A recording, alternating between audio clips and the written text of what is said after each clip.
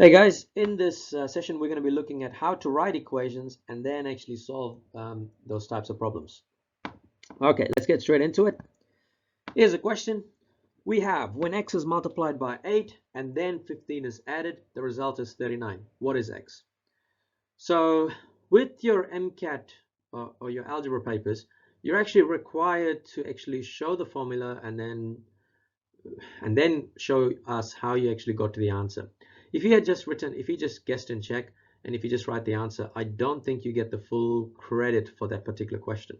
So you need to learn how to write the question. And the easiest way to do that is actually follow the instructions that are given to you in the question.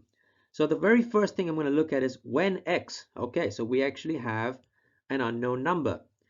When x is multiplied by 8, so we know that x times 8, we can write it as 8x. The next step it says, and then 15 is added.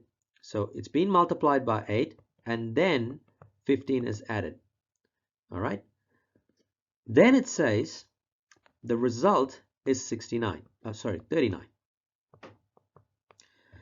Okay. So because we have 8x plus 15 equals 39, now we have actually got an equation. And from here, you should be able to solve for x. So then we have 8x equals 39 minus 15, which means 8x is equal to 24. And then x is equal to 24 divided by 8. Therefore, x is equal to 3. And that's how you get to the answer. From the word problem, you're converting it into an equation and then actually solving it. All right, let's look at another question similar to this style. This time it says a number has 8 subtracted from it, and then the result is divided by 2. The final outcome is 2. What was the number?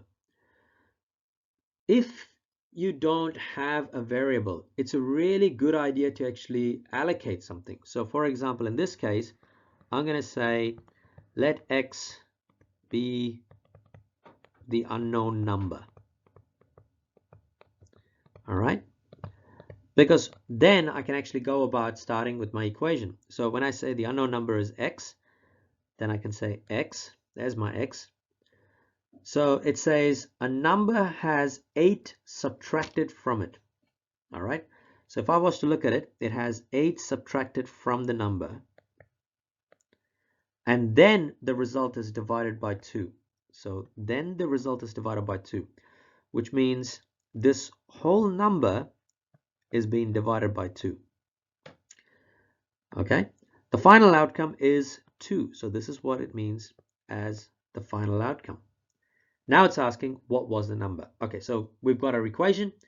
We rearrange and solve to get our answer or get what the number is. So doing this, we're going to have x minus 8 equals 2 times 2, which means we've got x minus 8 equals 4, and then x is equal to 4 plus 8, therefore x is equal to 12. So the x, the unknown number in this case, is actually 12. Cool, that's it for this session, guys. And once again, any questions, pop it in the comments, and thank you for watching.